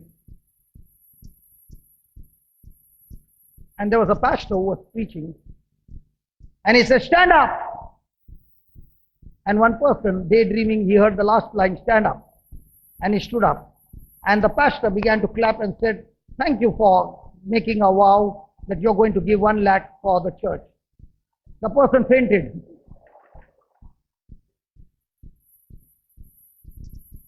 Hallelujah. So if you listen to only the last word, you might be in trouble. For example, all those who are sleeping, say loudly, hallelujah. Now do you see? Now you saw? Did you see? Because sometimes I think when there is a funeral, you should go and speak in the ears of a dead man. And if he was a charismatic, speak hallelujah. He'll open his eyes, hallelujah, then close his eyes. Praise God. Thereby are given unto us His great and precious promises, exceeding promises, that by these promises, what? First of all, we might be partakers of His divine nature. When you ask somebody, why do you want the promise of God? The first thing we'll say, because I want to be blessed. The promises of God are not given for being blessed first, but first of all, being transformed into the very character of Christ. Hallelujah. Hallelujah. Thank you, Jesus. Thank you, Jesus. Now let's take, for example, some rest. Okay. Less time. Praise God. Let's take, for example, rest. Jesus spoke to the disciples and said, let's go to the other side. Okay? And the disciples have started their journey to go on the other side. Everything is calm. When they reach half the way, there's a storm. Is there a storm? Yes. Now, what happened to the disciples? They are struggling, they are trying their best. Right? When they see that the storm is too strong for them and they are going to sink and the boat is already getting filled with water, where do you think Jesus is? How can a person sleep underwater? Or might be he was floating. Praise God.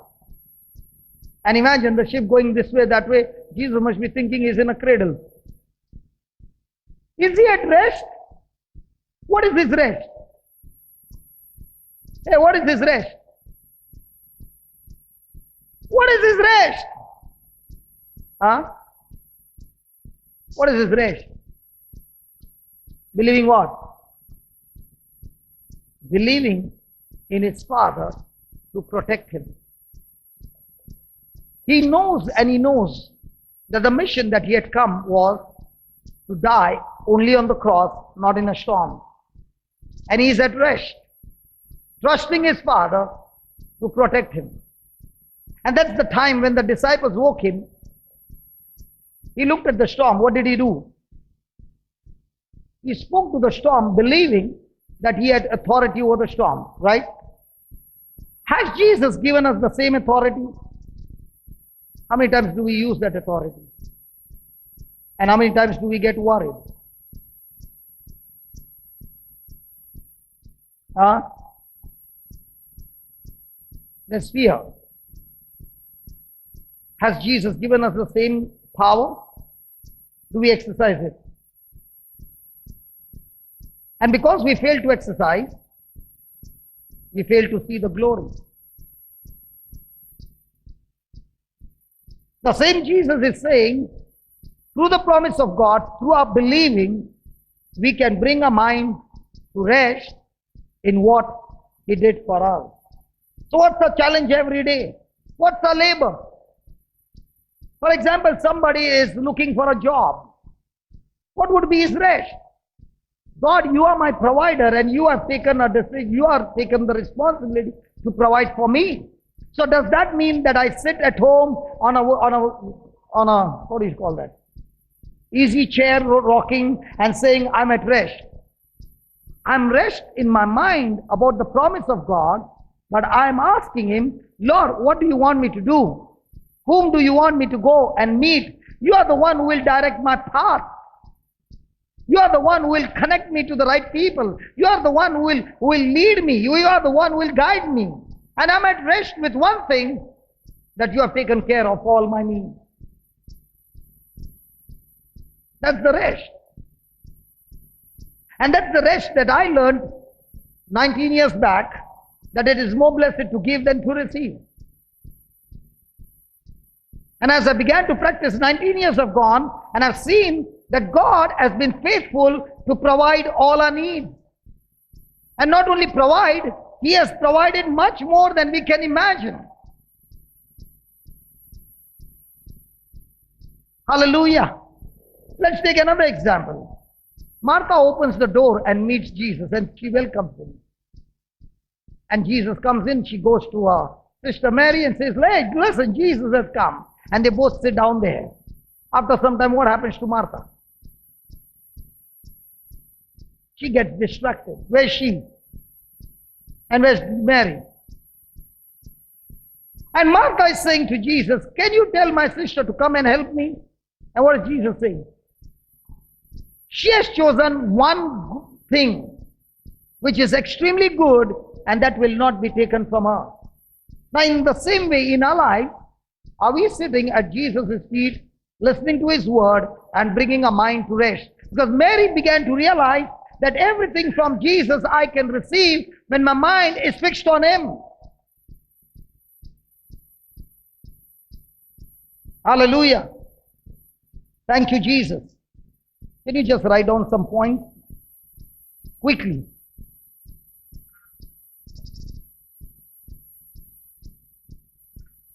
Fast, quickly. God wants to give rest.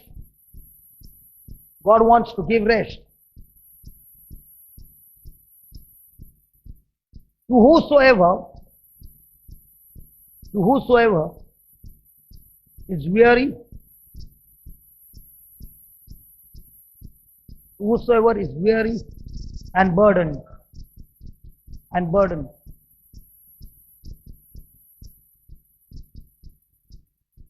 But finding this rest is based on,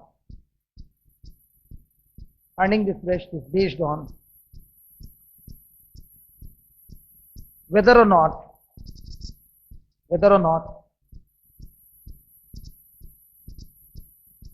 we believe His grace,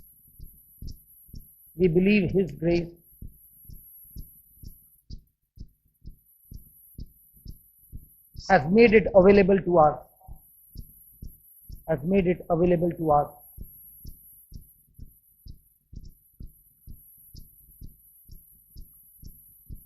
Jesus is the source of our rest. Jesus is the source of our rest. The promise has always been available.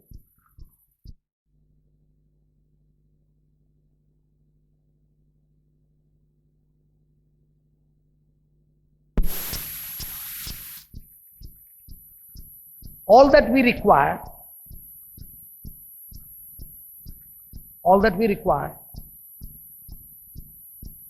is to reach to the point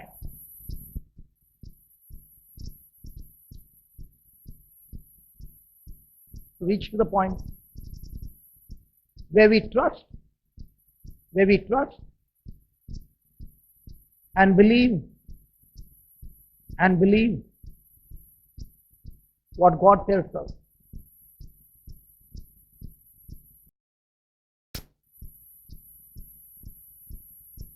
The next line, can you just write it in capital letters, please? Very important line. If we are willing to receive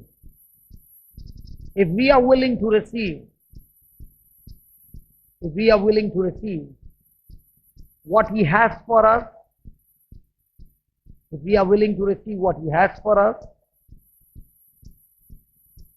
we will enter His rest.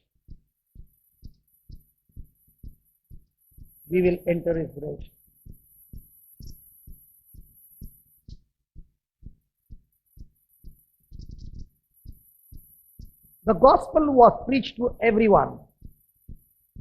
The gospel was preached to all. The gospel was preached to all.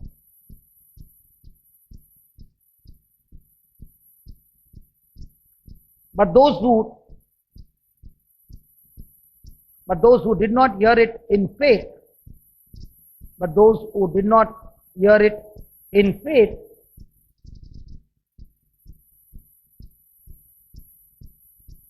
did not profit it at all. Did not profit from it at all.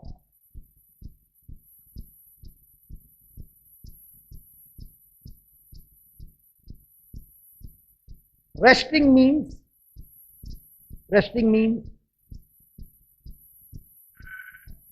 to rely on,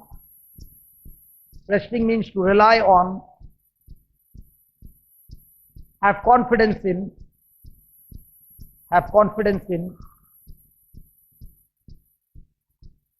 and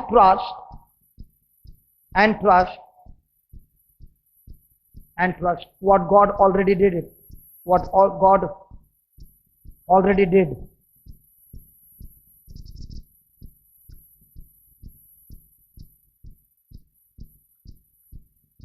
The highest form of faith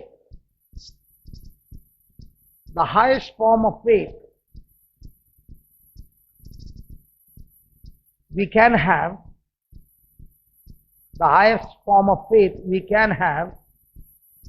is to rest.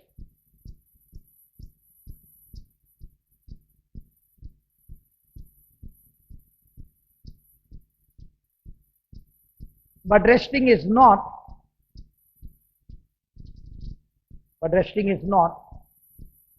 the same thing. Resting is not the same thing as doing nothing. As doing nothing.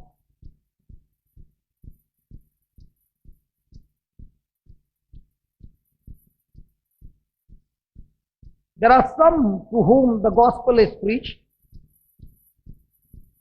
There are some to whom the gospel was preached. There are some to whom the gospel was preached.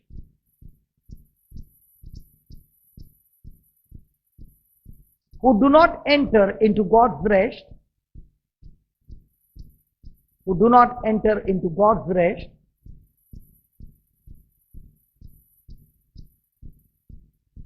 Because of their unbelief.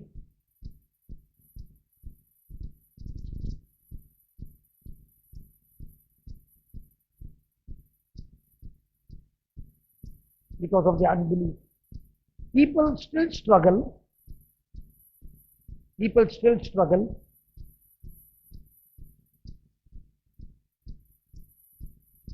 because they do not believe,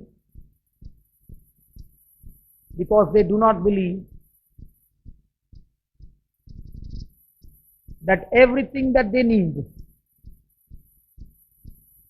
the people do not believe that everything they need is already finished,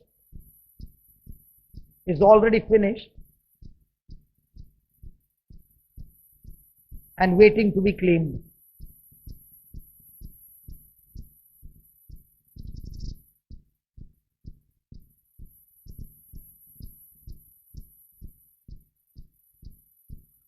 Religion says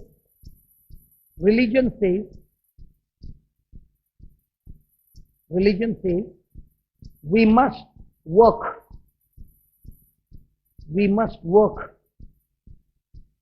To try and finish.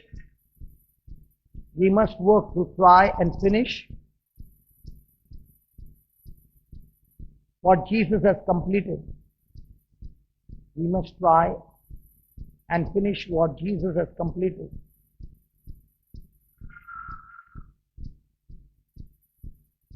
But the only work remaining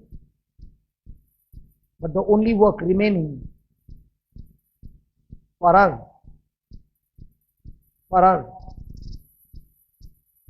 is to enter into His rest.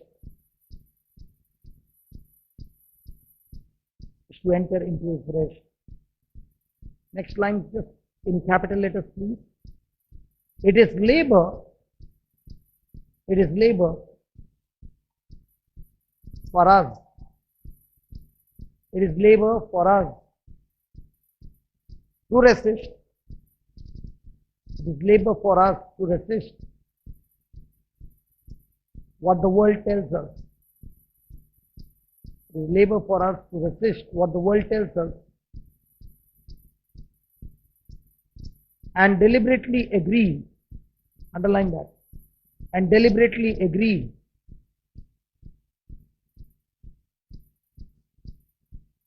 with what God says. And deliberately agree with what God says.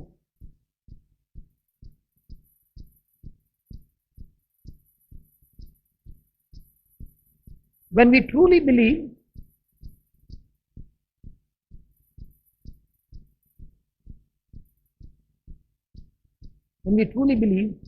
we are freed.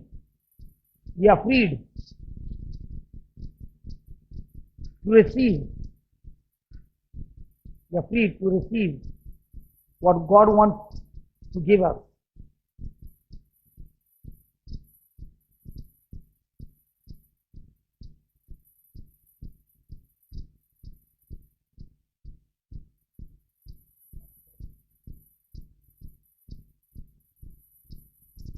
Working our faith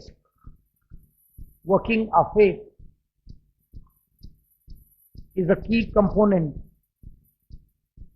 Working our faith is the key component.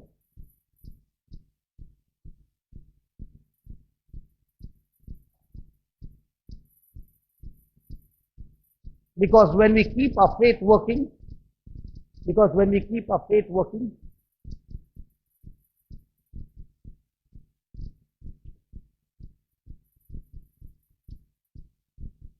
because when we keep our faith working until we have peace, until we have peace, we reach that point of rest. We reach that point of rest.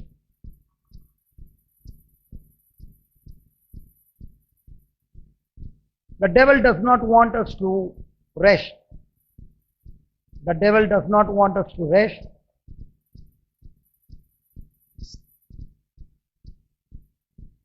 And that's why he tries to instill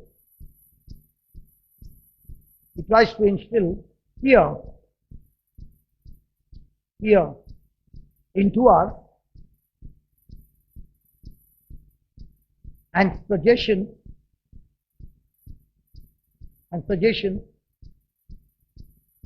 that the promise made in the word will not come to pass. Will not come to pass.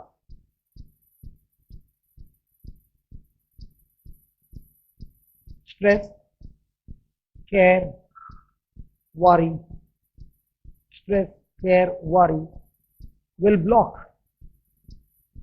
Stress, care, worry will block any manifestation we want to see in our life.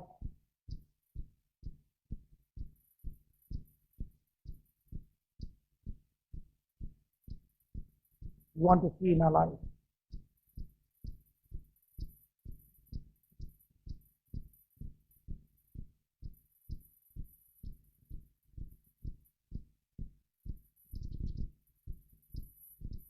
Just write down an example. I won't be able to explain to you. When you go home, you can read it, and this will really bless you, okay?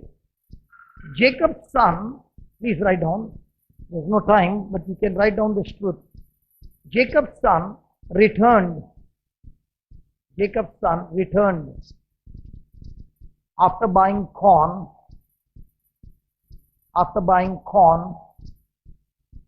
from Joseph. After buying corn from Joseph, Jacob lamented. Jacob was sorrowful about all things. Jacob was sorrowful about all things that were against him. Jacob was sorrowful about all things that was against him. Genesis 42:36.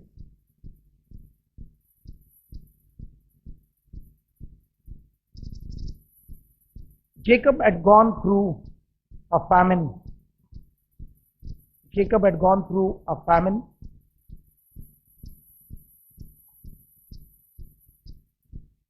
He thought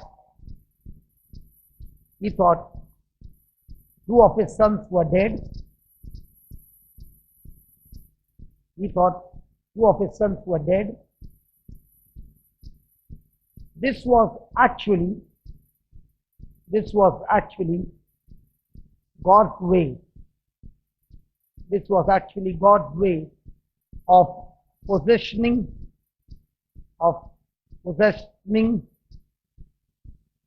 Jacob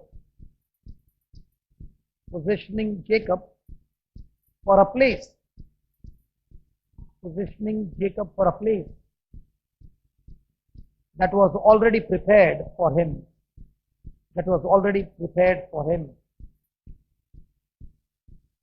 Next line, please. Very important line. This is the truth that will sit with me. When we wonder why things are happening to us,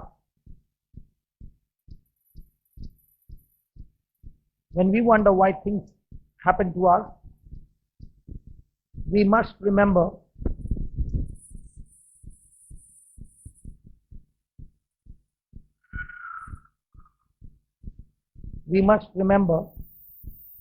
God may be positioning us. God may be positioning us in the same way,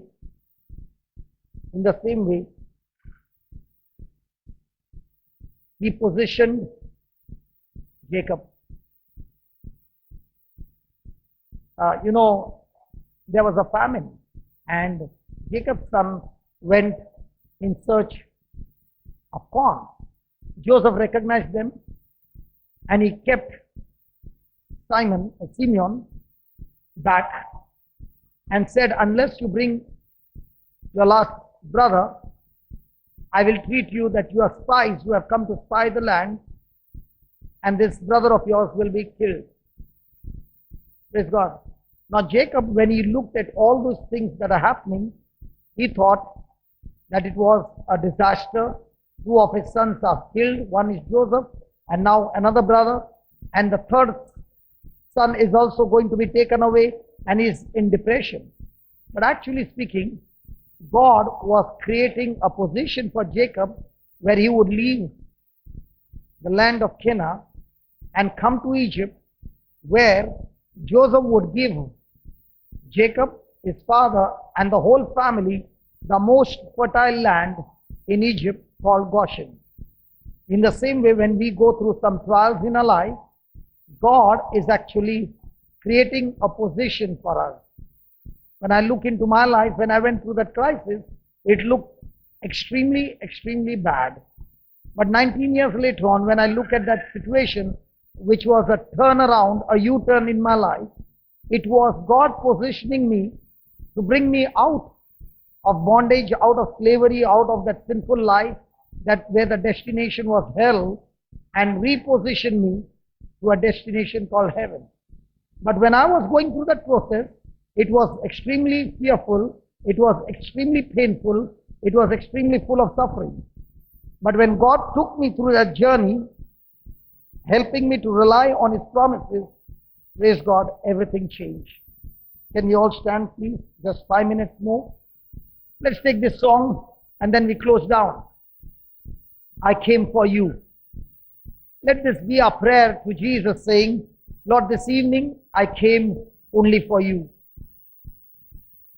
Is it there, brother? Praise the Lord. How many of you were blessed with today's topic? Come on. Praise God. So what's your battle from now on? To qualify to receive a promise, or to resist every thought and bring this mind to rest? So once you have got this rest, that everything I receive from God by faith, not by my works, through what Jesus has finished. He's not going to do it. He has finished it. All that I'm doing is mixing my faith to claim what He has finished for me. Amen? Amen? No.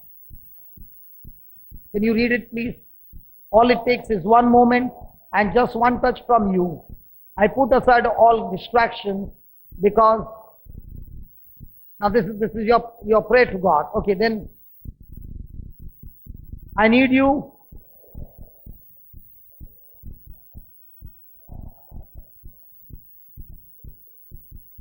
Hey, come on. When you say that I live for you, please mean it. Because most of us live for our spouse and for our children. Our whole worship is based on my spouse, my children, my job, all that. So let's make a commitment to Jesus, saying, Jesus, I live for you. Are you ready? Yes, brother. Holy Spirit, you're welcome. Would you come and move upon this place?